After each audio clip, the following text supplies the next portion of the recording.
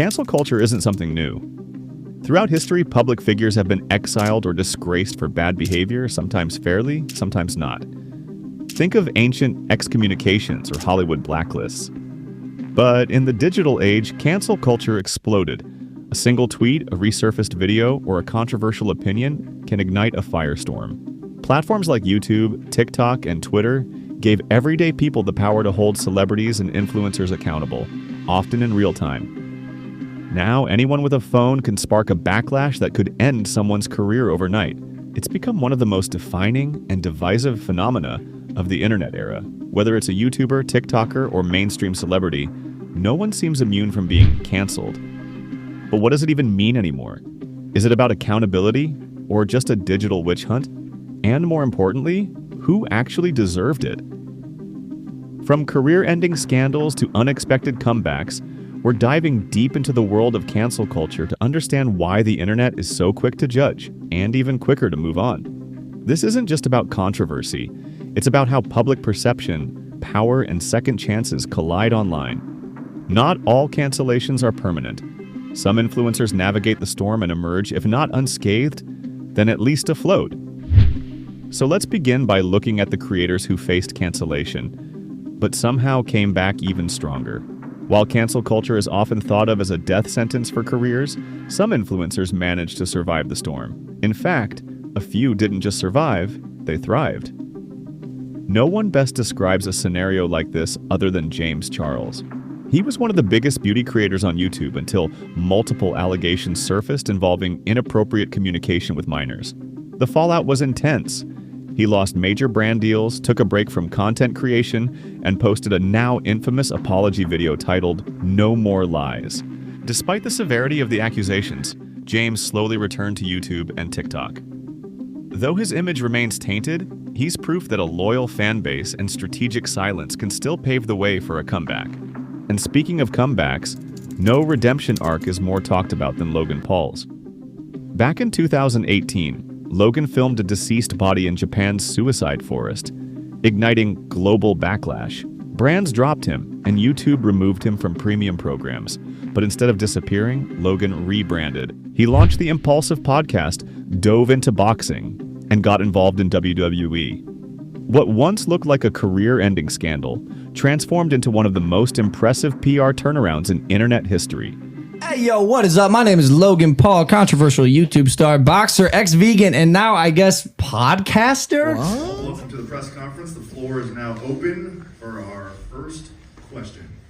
But that wasn't his only controversy. Logan also launched Crypto Zoo, a failed NFT project that promised a fun game that makes you money. Instead, it became a fiasco. Developers were unpaid, investors lost thousands, and the project was quietly abandoned. Until CoffeeZilla released an expose that reignited the controversy. Logan initially denied responsibility, but later apologized and promised refunds.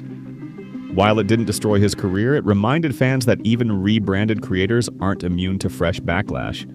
Then there's Emma Chamberlain, a creator who wasn't fully canceled, but definitely faced backlash for old tweets and alleged cultural insensitivity. Rather than defend herself publicly, she quietly removed problematic content and shifted her focus. Her rebrand included high-fashion collaborations and a successful podcast, showing how silence and reinvention can sometimes speak louder than an apology. Finally, let's not forget the D'Amelio sisters, Dixie and Charlie. They were called out for being rude and ungrateful in their infamous Dinner with the D'Amelios video, where Charlie appeared to gag on food made by a professional chef. The internet responded with harsh criticism, labeling them spoiled and entitled.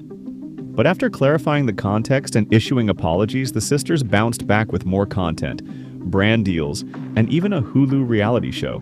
The scandal was a bump in the road, not a dead end. Still, not every influencer was able to return to the spotlight. For some, cancel culture was the final curtain. The internet's judgments endured, with attempts at redemption not going as planned. When cancel culture hits hard, some creators never recover. Whether it's due to the severity of their actions or a failure to rebuild trust, their careers remain frozen in controversy. No case captures the internet's ruthless side of cancel culture quite like the downfall of EDP 445. Bryant Moreland, better known as EDP445, was once a massively popular YouTuber known for his over-the-top rants, crude humor, and undying loyalty to the Philadelphia Eagles. With millions of subscribers and a meme-worthy presence, he carved out a space as one of the internet's most unpredictable personalities. But everything came crashing down in 2021 when a sting operation exposed him allegedly trying to meet up with a 13-year-old girl. The footage went viral almost instantly, destroying his reputation overnight. YouTube swiftly terminated his channel, and he was blacklisted from most major platforms. Unlike others who've made attempts at accountability or rebranding, EDP tried to return without ever taking responsibility. He popped up on various platforms under new usernames, trying to rebuild his audience, but each comeback was quickly met with backlash and takedowns. Even when he tried to find work outside the internet, like applying for regular jobs, he was often recognized and exposed. At this point, he has become an example of someone nearly permanently erased by cancel culture. Not because the internet was unforgiving, but because the evidence was damning, and the comeback attempts were devoid of genuine remorse. Another cautionary tale is Gabby Hanna, whose downfall wasn't about one major scandal, but rather a steady buildup of controversies. From feuds with other creators to accusations of gaslighting, Gabby's erratic behavior led to a constant cycle of backlash. Her long-winded explanations and rebranding efforts only pushed her audience further away. She tried returning multiple times, but the internet never truly welcomed her back. And who could forget Shane Dawson? Once one of YouTube's most beloved creators, Shane was canceled when his old videos resurfaced, many of which included racist sketches, inappropriate jokes, and disturbing content involving minors. I'm filming a video where my mom is trying to be black. So we have Shauna coming over, we have a couple other black people coming over, and we're gonna force my mom to twerk and pop her pussy.